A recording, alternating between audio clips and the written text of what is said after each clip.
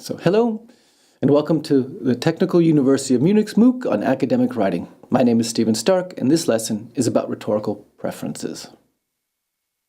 Language and writing are both cultural, which means that languages are encoded with culture.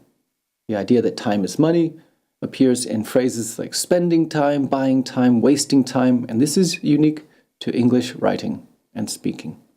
This also means that the role of the writer and what is considered good as well as bad writing and credibility are all linked back to cultural expectations. Credibility, by the way, refers to whether we believe what the writer is telling us. In English, the writer is responsible for communicating, making sure the reader has all the information necessary to understand whatever it is the writer wishes to communicate. But you're probably wondering what that means concretely for you as a writer. One of the main tasks of the writer is to organize information and to guide the reader through that information. You also have to ask yourself what readers need to know in order to understand your text. What background information might you have to provide? On this slide, you see 3 paragraphs of varying lengths, which form a complete text. Pause the video, read through the text, and decide the correct order. Once you think you've answered the question, please move on to the next slide for the answer.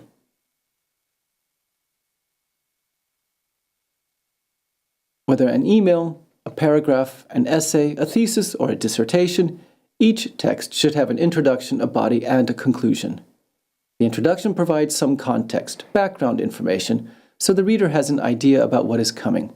You might define a term, provide some history, or describe a problem, depending on the purpose of the text, the length of the text, and the audience. The introduction should also contain a thesis statement, which is the central idea for the text. For example, the sentence in blue here. Then in the body, you should provide the main message, developing it logically, using appropriate language for the audience, and making sure that everything is connected to the thesis statement. In the conclusion, you bring everything together, leaving the reader with the main message or messages of your text. In this case, that science and technology are inseparable in computer science or informatics.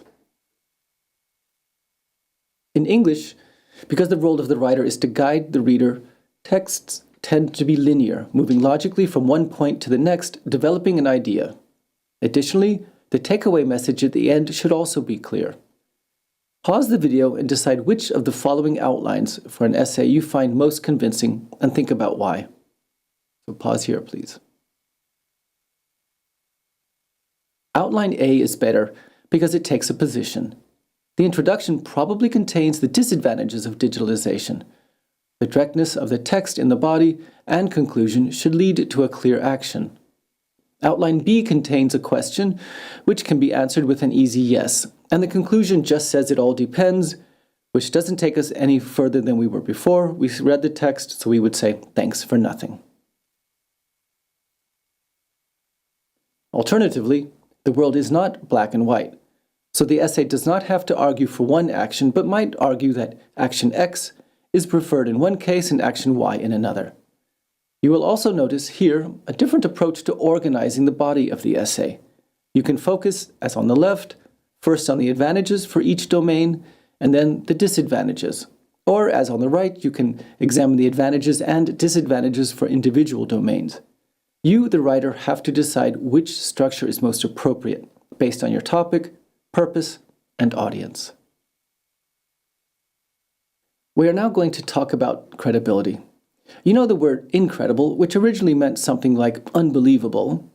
In this context, credibility therefore means how likely the reader is to believe what you say.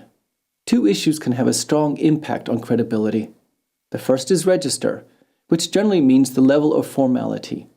Academic writing tends to be formal.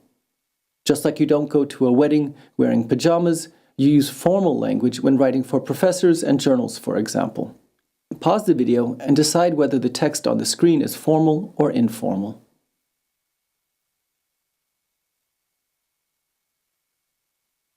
This text is not formal.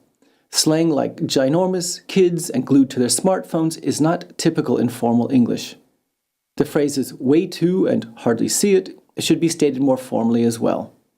In addition, the phrase a very young age is imprecise. Is 5 or 10 very young, or 20? It's a question of perspective, so it should be defined. Children between the ages of 8 and 12, for example. So it's important to be aware of what is expected of formal English to meet the reader's needs. Fairness can also impact credibility. Topics should be presented as if it is possible to have more than one point of view on them. Pause the video and read the text. How does the style of writing impact your view of the writer's fairness and credibility? So pause the video now, please.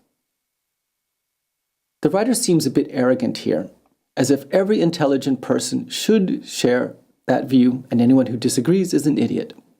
Digitalization, however, will certainly have positive and negative effects, and in the academic world, this dual nature should be discussed. It is also important to cite your sources, to say where your information comes from. Now, how has digitalization changed our lives, and what researchers have studied this?